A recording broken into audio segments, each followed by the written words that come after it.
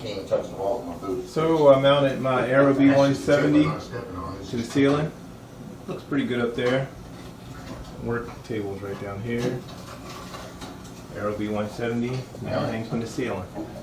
So yeah, this rocket got destroyed back in like 2000, I don't know, 13, 14, somewhere. Yeah, either drag separation or motor failure, one or the other. But it took off probably 50 feet in the air, and then just ejection happened, everything happened.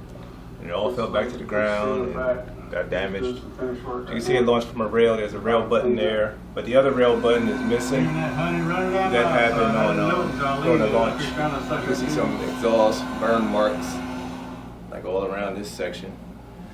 But yeah, now it hangs from the ceiling. Looks pretty good there. I like that. One of these splits I made yesterday.